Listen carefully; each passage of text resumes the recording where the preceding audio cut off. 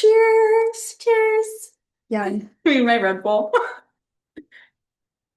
I'm drinking hot coffee in this hot ass apartment, but So today we have Hailey on the podcast. Welcome, Hailey. Woo. Hailey is well, I'll let you say what you are. What's your official title? I am a massage therapist and I specialize in manual lymphatic drainage. Beautiful. I love it. So Hailey and I actually met through her job.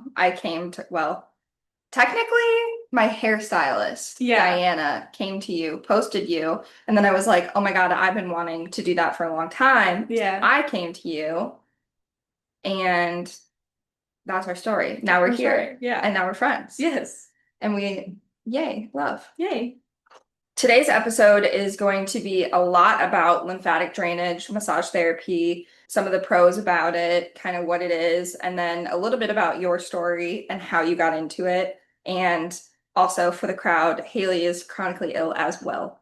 So we'll talk a little bit about what that looks like for you. So let's start with your story. How did you get into lymphatic drainage massage therapy? Yes. Okay. So my mom is a massage therapist. She Mhm. graduated when I was in kindergarten and started her career then. Since then, I've always known that I wanted to do something where I was helping people, but Mhm. never really knew what my path was. For a while, I wanted to be a social worker, and then they changed the requirements as far as degrees, and the pay just wasn't worth how far you had to go in school. Yeah. So Do you need a master's degree for? you do Yeah. now, yeah. Okay. Yeah. Seems like a little bit much for Yeah. it pretty much caps out at like 70K a year. Yeah. And that's Valid. like not enough for a master's degree. And Yes. also it's a really heavy job. Yeah. So, You take home a lot for sure. yeah. So I decided that I wanted to go down the same path that my mom did. And I went to school and I loved it. I absolutely loved it. I had to take a big break in the middle of school, so I didn't get to graduate with my class because Mhm. of my back. So I hurt my back and couldn't do massage for a while. I couldn't bend over. Ended up getting cortisone injections in both sides of my SI joint, and Mhm. that helped me be able to get through the rest of school. So I did that. Yeah.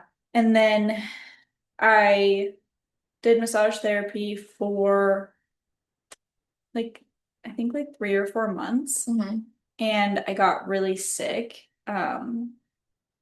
Just I was at work one day and I like my whole face got super red and like my blood vessels in my Oh my eyes got like God. really like they were like not necessarily burst, but they were very Yeah. red and my heart was racing and I started throwing up and just like literally within like 5 minutes. Wow. And I was like, I don't know what's happening. And my mom rushed me to the urgent care.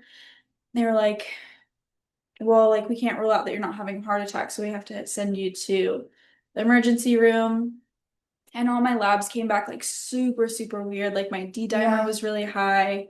They ruled out a heart attack, and then they were like, well, we think that you might have a blood clot because that's what the D dimer is, I Mhm. guess. Yeah. And like, yeah, my labs were just insane. Like they were Yeah, that's crazy. really scary. I Yeah. have factor V Leiden, which is a blood clotting disorder that Mhm. like puts you at higher risk for blood clots. So I know all about like the D-dimer and Yeah. stuff like that. But They ruled out well, they thought it was pulmonary embolism. They ruled yeah. that out.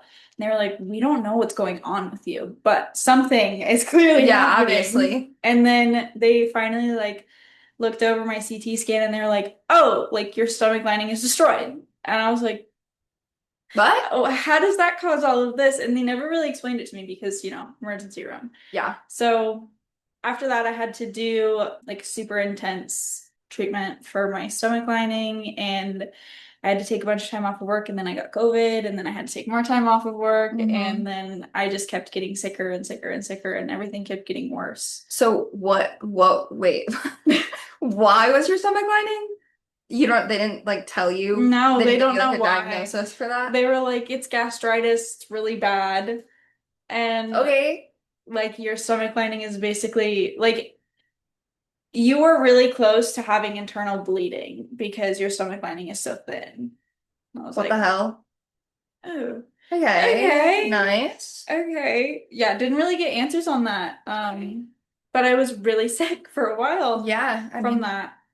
And then my POTS symptoms started getting really bad, and I got mhm. diagnosed with POTS.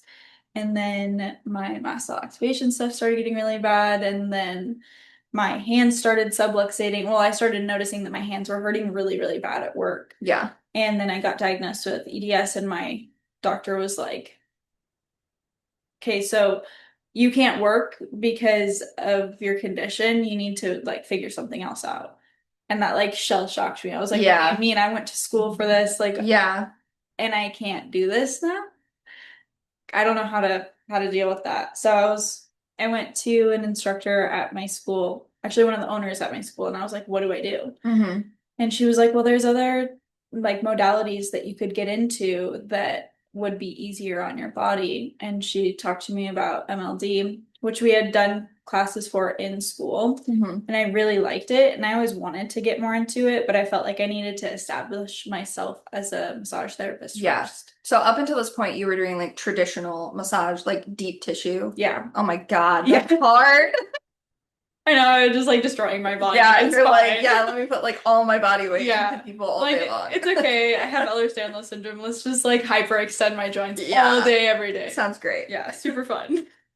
Yeah, found out that I was subluxating my metacarpals and my carpals and Hmm. obviously hurting my back more and more every day that I'm working. Yeah, Um, so I decided to, well, I couldn't work at that point. I wasn't working at all. yeah. And then when I talked to Carol at my school, she was like, there's a class that I really recommend that is actually going to be in Washington this year because it goes all over the US. Mhm. And I think it might go to some other countries too. I'm not Oh, that's sure. cool. The instructor's from the UK and she's been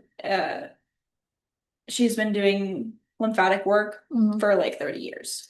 Ooh, Yeah, because she goes all over and teaches MLD and lymphedema. She what is that? Lymphedema therapist or certified lymphedema. mm, I don't remember what that's something. called. That's okay. Something that's very a lot more specific to working with people who have lymphedema. Got it. Because as a lymphatic drainage therapist, as a massage therapist, it's outside of my scope of practice to work on someone with severe lymphedema. So I'm So only it's like working, more specialized into that. yeah. Okay. So you'd be working on people who have like very visible, um, like yeah, more severe lymphedema. But Hmm. with me, I'm doing more stuff with people who are more prone to lymphedema, and it's more preventative than it Uh-huh. is getting rid of that lymphedema. Got it. Okay. I have worked with people who have lymphedema, but Hmm. just not to the point of it being outside of my scope of practice. Got it. Okay, cool. And what chronic illnesses do you have? I mean, you hinted at a few, Yeah. but So I have POTS, I have mast cell activation syndrome, mhm. I have endometriosis and adenomyosis, and then I have interstitial cystitis.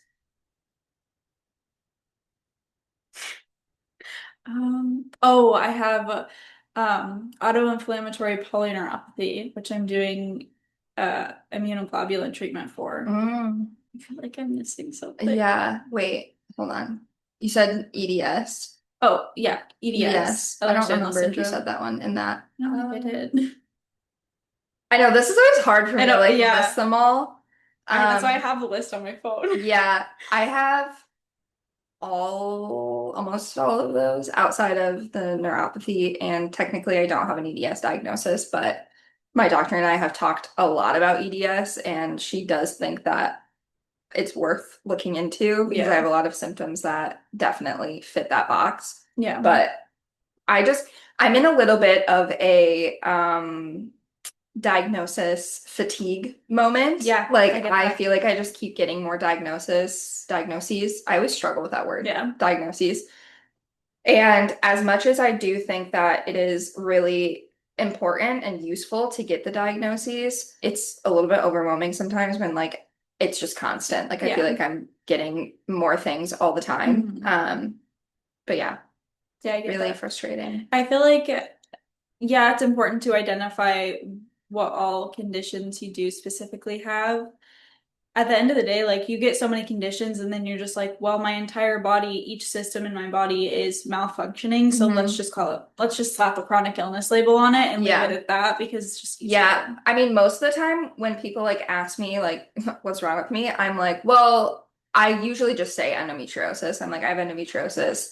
Or I'll say I have endometriosis and chronic inflammation Yeah. because I do feel like most of my chronic illnesses really root back to just not just inflammation, but inflammation Yeah. all over my body and Yeah. like it's making my body Hmm. fuck up basically. So yeah, and endometriosis is definitely the chronic illness that, I mean, one, it was the one I was diagnosed with first, which Hmm. is crazy considering it like took me forever to get diagnosed, but it was like once I got diagnosed with that, other things just started like clicking into place and like opening up. Hmm.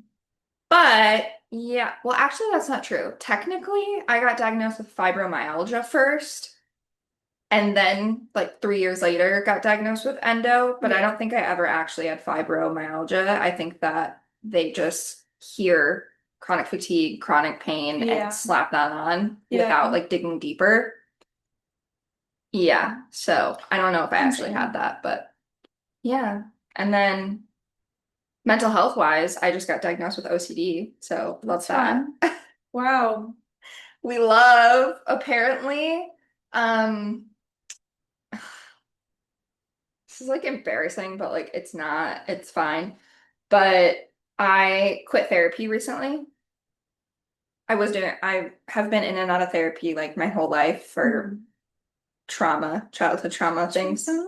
Trauma, which by the way, we at some point on the podcast need to talk about the correlation behind childhood trauma and chronic illnesses in adult life because Yeah. what the fuck? Like, Mm. I really think not even I Um, think like there are actual academic studies yeah. on that, but Yeah. like for sure. So my urogynecologist, Hmm. because I get pelvic floor and bladder Botox. So I'm Ooh. supposed to do that every 6 months, but I really don't want to do it right now Yeah. because I have my surgeries coming up and it's just like it's too much right now.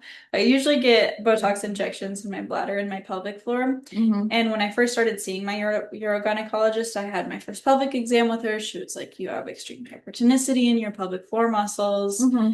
And she was explaining to me that the issues that I have, she was like, 33% of my patients have childhood sexual trauma. And the rest of them are just people who are older, Hmm. which, I mean, it's going to happen to us all, Hmm. right? That's why pelvic floor therapy is so important. It's so So important. important. Yeah. Yeah. Yeah, Yeah, there's insane. definitely a huge correlation between childhood trauma and chronic illnesses in and I'll link some of those research articles in the show notes too for this episode because they're really interesting. Yeah. But yeah, definitely something I want to touch on at some point, but also like I don't know how much I want to like spill my That's childhood valid. trauma to the world, but Yeah. you know. Yeah, that's absolutely valid. Um, but one of the things that so I quit therapy recently because I it's so hard because I will recommend things to people, but I like won't do it Oh, myself. slay, me Like too. I'm like, of course, like do therapy, Yeah. so good for you, so many benefits. I hate therapy. Yeah. Like I do not like doing it. I truly don't know. Well, I think it has helped at some points, maybe. But anyway, yeah. So I hadn't been in therapy for a long time. Tried therapy for like this last year almost, maybe a little bit less than that. And I just don't think I ever really connected with my therapist. Like I That just happens. didn't, Yeah. I don't know. Like there was nothing wrong with her. She's great. I just felt like every time we would get on, I'm like, what are we even talking about? Like I didn't, it was just like annoying to me to have to Yeah. like do it. And I didn't feel like I was getting anywhere, whatever. So quit therapy. But before I quit therapy, she diagnosed me with OCD. And so I quit therapy like a couple weeks ago. So I got diagnosed a couple weeks ago. But I keep saying I just got diagnosed because it feels very recent. It's recent. Yeah. Yeah. And I'm like, Oh, gastroparesis. that's Just another remember one. another one. Oh my gosh, there we Sorry. go. Um, but yeah, but this is like this week I finally started like talking about it a little bit. But that comes from a little bit of the childhood trauma too. My mom has OCD, but she like presents in a very different way than I Mhm. do. So I just didn't think. I was like, no, I don't have that. Like I watched my mom with OCD my whole life. Definitely don't have that. Like I don't Yeah. act like that. But then when I was like talking to my therapist, I was like, yeah, like, I feel like I'm just struggling because I keep having these like things that I like can't get out of my head. Like, for example, when we leave, like I think it's gotten worse since I've been working at home, but like I love my cat so much. Like she's amazing.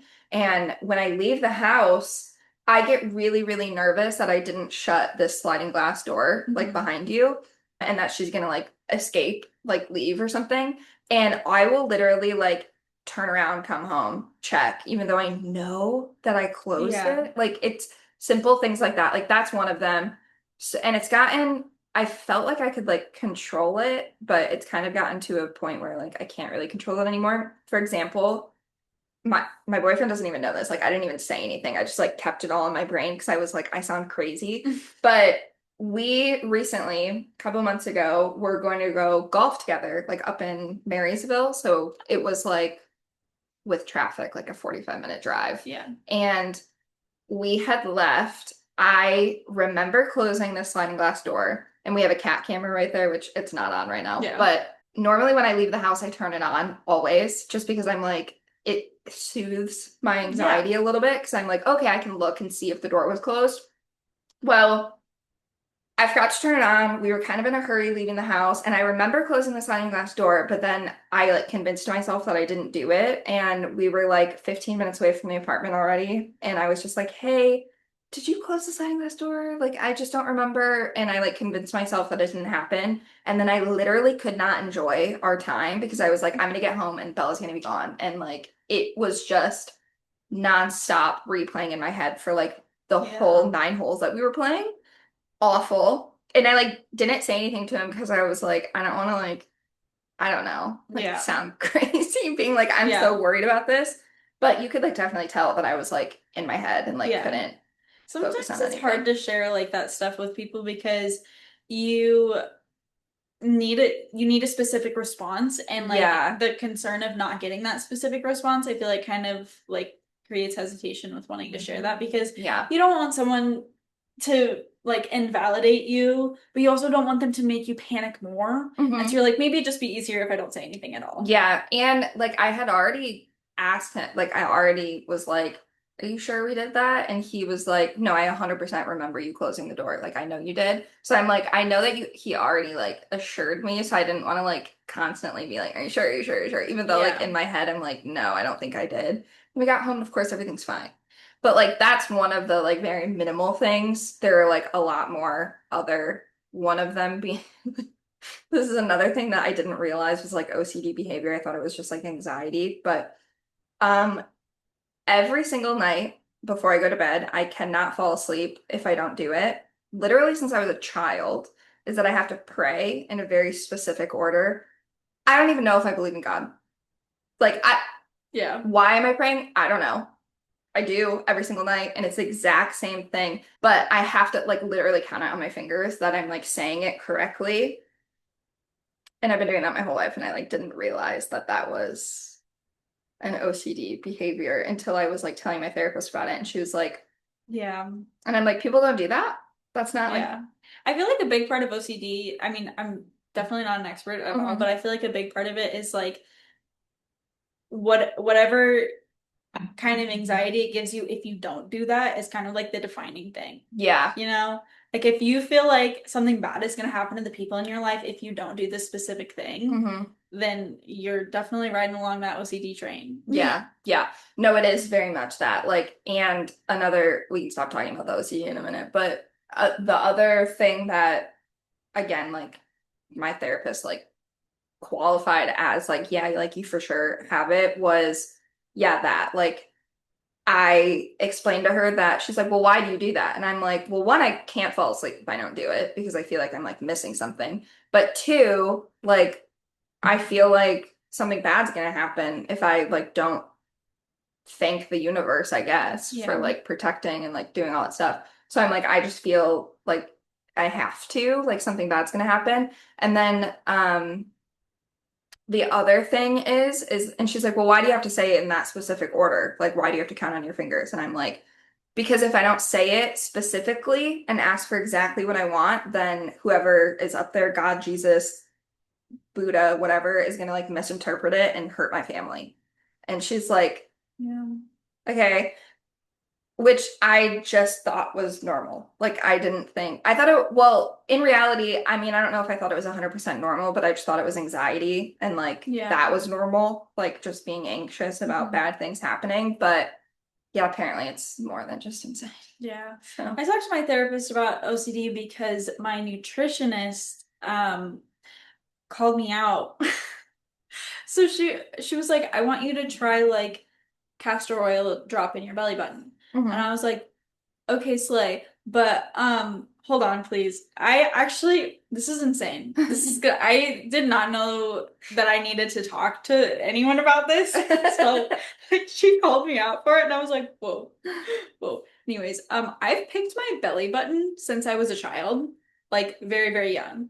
Me and my Okay. mom came to the conclusion that we think it's because when I was a baby, she would put her hand on my belly while I was falling asleep and I'd pull the skin on the back of her hand. Interesting. And then when she took it away, I started playing with my belly button. But then she would put me in onesies and I would scream because I couldn't touch my belly Wow. button, like pick it. hmm And I still do it to hmm this day. And I have a scab in my belly button, From doing that? like a like skin that I peel off. Wow. And I Ow. wait, yeah, I wait for it to come back and then I peel it off again. And I've been doing that my whole life hmm with zero like hmm consciousness about it. It's just like a comforting thing. And if I can't get it, like on the nights that like I really want to do it and it's not back yet, I get like Yeah, like like I get really hyperventilating. bad Yeah. anxiety about it. And she was like, "Wait, why do you have a?" Because she's like, "I want you to do this," and I was like, "Do you think that that's okay with like?" Because like I picked my belly button. She was like, What? And she's like, "What why do do you you do mean you that? pick your belly button?" Yeah. And I was like, "Well, I have like a long running scab in my belly button," and she's like, "What? That's not normal. Like, what do hmm you?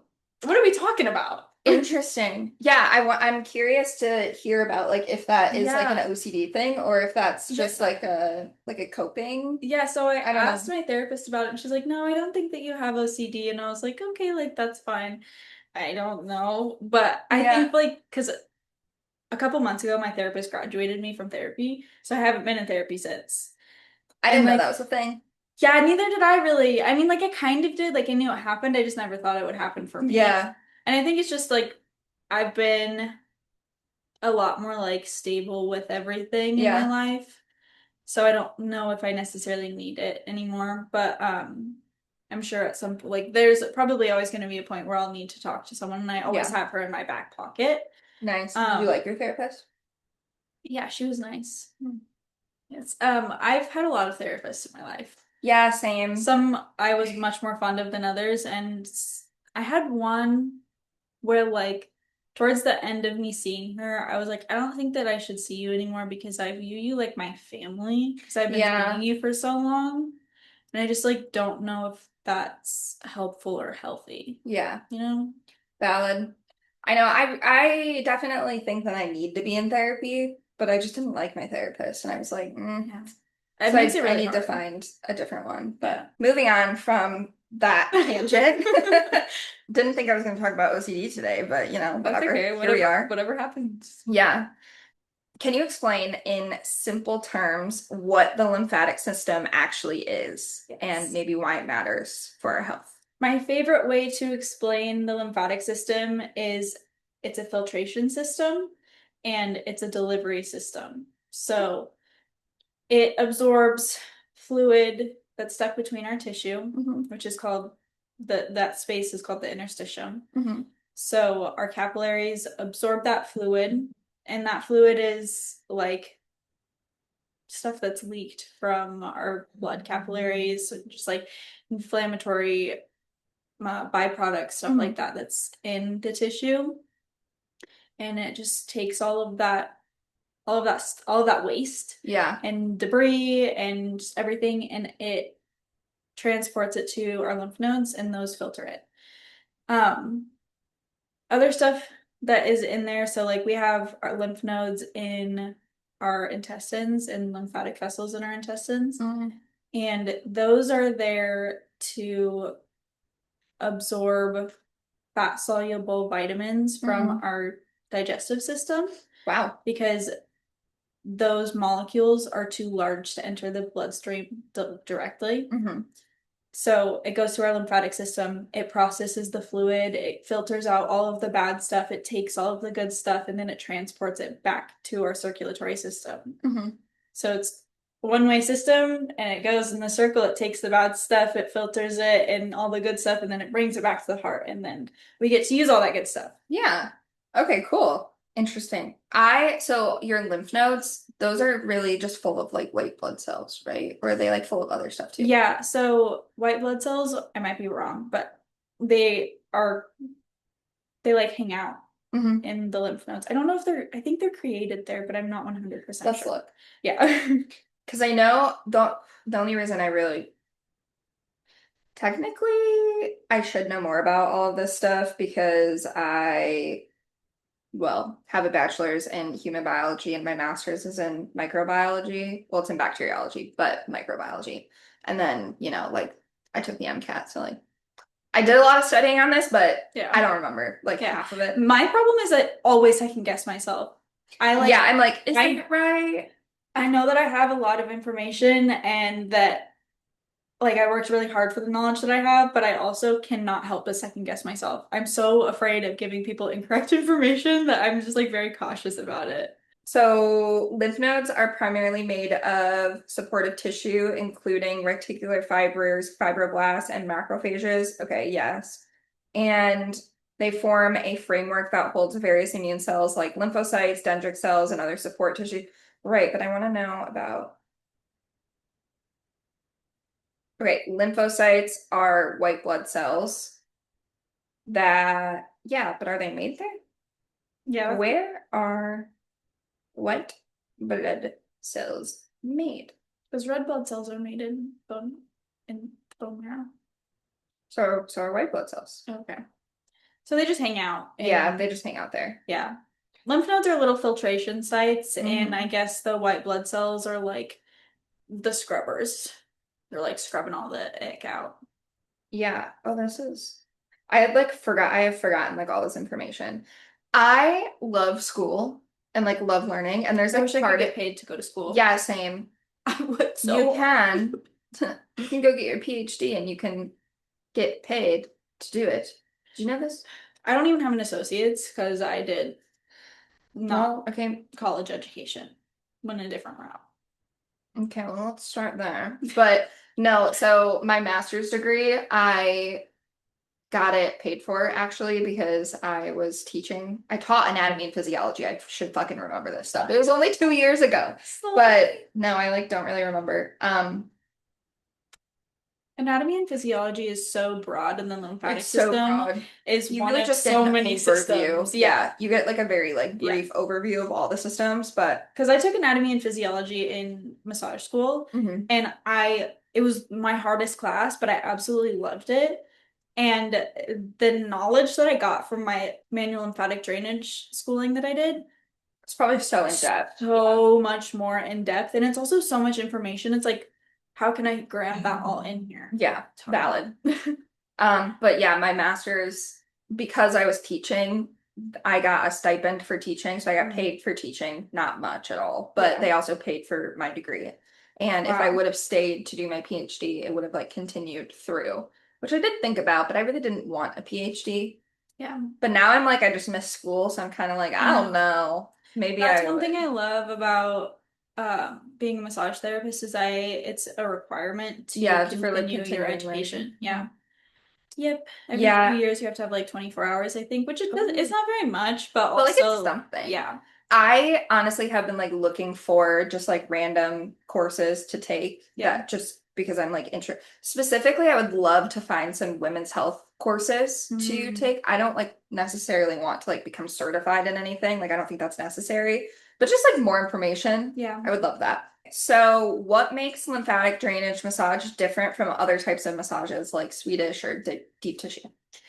the pressure and what we're targeting. Okay. So with Swedish and deep tissue, we're working on muscle Mm-hmm. mostly. We're obviously still working somewhat like there's an effect on the lymphatic system with traditional massage, Mm-hmm. but it's just nowhere near the same level. Mm-hmm. With lymphatic massage, it is an extremely light pressure. You know this because you've Yeah, had it I was done. really, really surprised. So Hailey did give me a massage, and I was like really surprised with how light the pressure was. Yeah. Traditional massages, like deep tissue and Swedish, I do like getting them sometimes, Mhm. but every single time I'm like, can you go lighter? Because I'm Yeah. like, one, it's painful. Yeah. Like I feel like like I don't know, I just feel like I'm more sensitive Me to too. touch these days. Like maybe it's because like my pain receptors are just on high All the alert, time. but I do, and they're like, I'm not going that hard. And I'm like, yeah, but it hurts. Like, let's just like Hey, chill. if a massage therapist says that to you, leave. I know. I'm Because what do like, you mean? hello. I'm like, no, it's like This is my I'm hurting. massage. Do not hurt me. I know. I'm like, I'm paying you. I'm Yeah. not paying you to abuse me. Yeah, I But loved the school that I went to because we were very much taught that like no pain, no gain does not have a place in our treatment room. And yeah, that is like I one of my actually mottos. I was seeing this sports recovery massage therapist who says that she specializes in endometriosis, which this isn't a shit talker, but I don't believe her because I'm like I left with bruises. Like I literally have bruises on me because she was going so hard. Wait, she's a sports Yeah. massage therapist? Yeah. But she specializes in Very endometriosis? weird. What did she do that was specific to the I don't know. endometriosis? I don't know.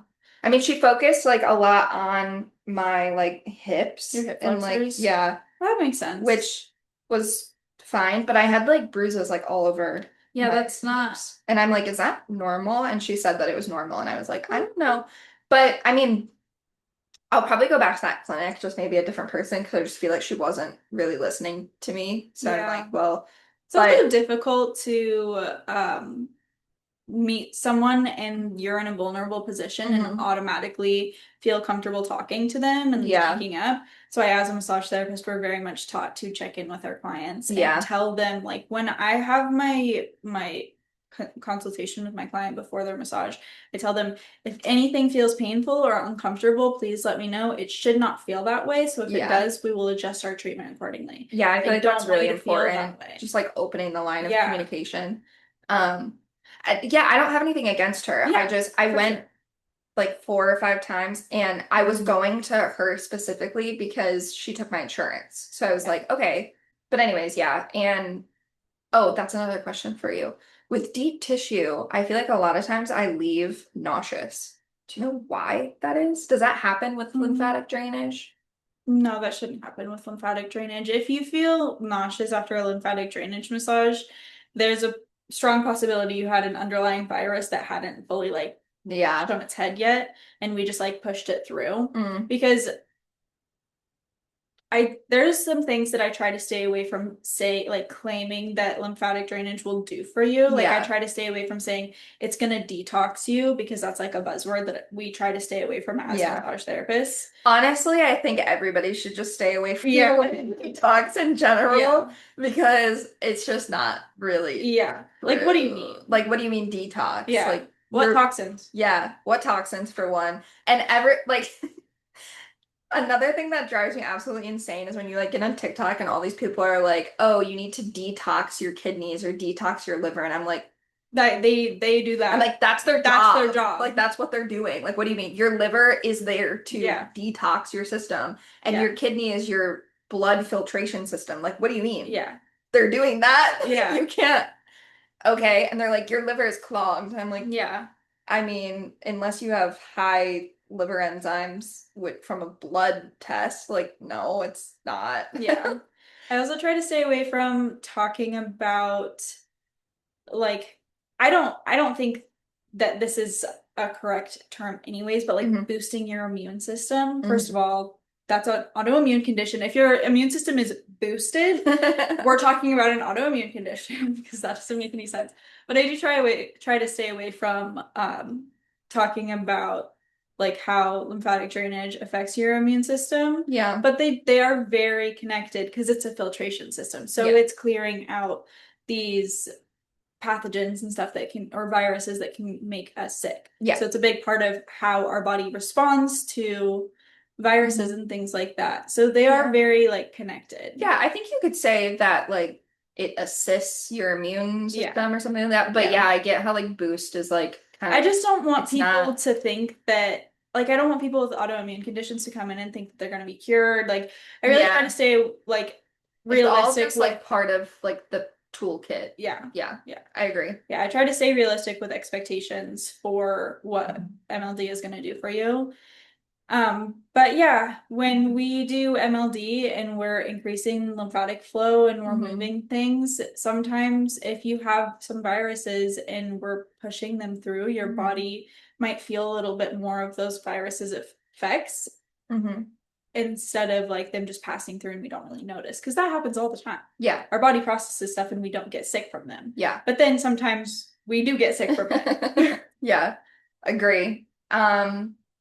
So I think that lymphatic drainage massages have been, maybe it's just my TikTok or like my Instagram, but they have been very prevalent on Instagram and Mhm. people walking through how to do like lymphatic drainage massages at home, like using a what is it, what are those things? Gua sha? Gua sha, like Yeah. stuff like that. Oh yeah, they like walk you through how to use like a gua sha to like sculpt your face like through lymphatic drainage, but Yeah. also I think like the biggest thing that I'm just like, okay, I don't know if that's really true, but people will talk about how they're like so skinny after getting their lymphatic drainage. They're like, oh my Yeah. gosh, look at the before and after. Like, okay, what do you think of that Yeah. situation? So sometimes you can notice a bit of a difference between you like yourself before and after a lymphatic drainage massage. But we gotta like realistically think about it. So like with lymphedema Hmm. people, they have a buildup of lymphatic fluid. They Hmm. actually do have that. So when Hmm. we do MLD on them, there is gonna be a before and after kind of thing. Okay. But I mean usually after like maybe like one or two, you're not gonna see a huge difference just from one Okay. massage. There is different techniques of lymphatic drainage and there's I don't I don't know how much I want to touch on this, but Okay. there's a technique called Brazilian lymphatic drainage. It is definitely just body sculpting. Okay. You probably see a lot of clients with digestive issues or endobelly, as you know, we call it. What's actually what's actually happening in the body when lymphatic massages reduce that bloat or swelling? Slash, does this actually reduce bloat or swelling? Yes, it can. It can definitely help. There's a lot of things that contribute to endobelly or swelling. Mm-hmm. When there's fluid that's getting kind of, so when we have endobelly, we have that swelling, we have that inflammation. Our lymphatic system kind of slows down in that area too. So we get some stagnation and then that's adding to it too. So we have inflammation, we have stagnation, we have swelling, we have a lot of Mm-hmm. things going on. When we do MLD, we are not removing, we're increasing absorption Mm-hmm. of those inflammatory chemicals that we talked about earlier. So that is helping reduce that, and we're also increasing lymphatic flow. So we're increasing the absorption of the stagnation that's happening there. Okay. So yeah, it's definitely going to contribute to reducing that swelling. With endometriosis, it's a chronic inflammation. So a lot of what we do with MLD is more prevention, Yeah. but we do see a lot of reduction as well. Okay. Okay, so if somebody's coming to you regularly, how often would you suggest that they get massages? Is it like every week or like every? Ideally, I would love every week just because with people who I do see weekly, I see a lot more improvement in the Okay. things we're working on. Um, I don't know why, this is kind of a separate thing, but I just thought of this client that I have and Yeah. she had a lot of skin removal surgery and Okay. she's just had a lot of surgeries that have caused scars. And I had been working on her for a while and started noticing that her scars, especially in the areas that we were doing a lot of work, had Ooh. lightened up a lot. And I Hmm. asked her about it, and she was like, I mean, I've only been seeing you for the last 6 months, and I had the surgery 2 years ago. And when I saw my surgeon, he asked if he could take pictures because he's never seen scars lighten so much. Wow. Which obviously, like being new to this, Mhm. like that's kind of my first time seeing my own work impact that much. Yeah. And that was so, so, so cool for me. Interesting. Yeah, absolutely loved that. That's really cool. Yeah. What's something that people might feel during or after a session that might be surprising? Um, the thing that I noticed the most is people saying that they're swallowing a lot more, and I noticed that too. Hmm. I'll notice that people start swallowing a lot when I start working on the neck. Okay. And that is, I mean, it literally is just like draining the eustachian tube or impacting a lot of structures when Yeah. we're working on. So you're swallowing more because you're absorbing that fluid, peeing more, having to Hmm. pee, like the urgency. I have a lot of people who come in, they use bathroom, they're on the table. I've had someone even be like, hey, can we take a pause really quick? I need to go use the bathroom. I'm like, yeah, of course. I know that that's going to happen. I try to offer it with all of my people, but sometimes I do forget, like, Yeah. to remind them if they need to use the bathroom that they can. Yeah. But yeah, definitely those two. And then kind of a negative, but if you don't drink enough water, you're not going to feel good after an MLD massage. Hmm. You need to prioritize hydration when you're going in for lymphatic drainage because we are moving fluid and you are processing that fluid, so you're losing more fluid. You need to replace that fluid. Yeah. So if you don't, you're going to feel like garbage. Yeah, that was actually going to be my next question on like, can you speak to how hydration and nutrition play a really big role in lymphatic flow? um, well, Like, hydration, yeah. if you're, like I just said, if you're not hydrated enough, we're moving fluid, and so you're losing fluid. And if there's not enough fluid to replace that space, and clear things out, Yeah. Your osmotic pressure. yeah, it's not gonna be as good. You're not gonna feel good. um, yeah, I feel like I don't know how better to explain that one. No, I like that. And then nutrition. Your lymphatic system, like I said earlier, it takes those fat soluble vitamins, it takes proteins and nutrients, and it delivers it to your cardiovascular system. If you are not eating very well and you're not giving yourself those vitamins and those nutrients and all of that good stuff, the lymphatic system has nothing to deliver. Really. Yeah. So you're just not going to feel as good. Okay. And then I think this is going to be our last question. What advice do you have for people who can't afford regular sessions? Are there ways to support lymphatic health at home? Yes, absolutely. There are Okay. so many ways to support your lymphatic health at home. Number one is drink water. That's a big one, just filtering it all out. But then besides that, I'm sure you've seen on social media people doing the like indoor trampolines that can really help stimulate lymphatic flow. Interesting. Diaphragmatic breathing is a huge, huge, huge one because okay, so you have your thoracic duct. Hmm. It goes like right above your belly button or your belly button up to your heart. Okay. So it's a very big vessel in the lymphatic system. About 75% of lymphatic vessels drain to the thoracic duct. The Wow. rest of it just drains right into the duct that's by your heart. Hmm. But the when you stimulate the thoracic duct by diaphragmatic breathing, because it Yeah. goes straight through the diaphragm and you're contracting that muscle, it squeezes it and then it kind of pushes that fluid. Yeah. And it's like traffic, right? Traffic moves and then the rest of the traffic moves too.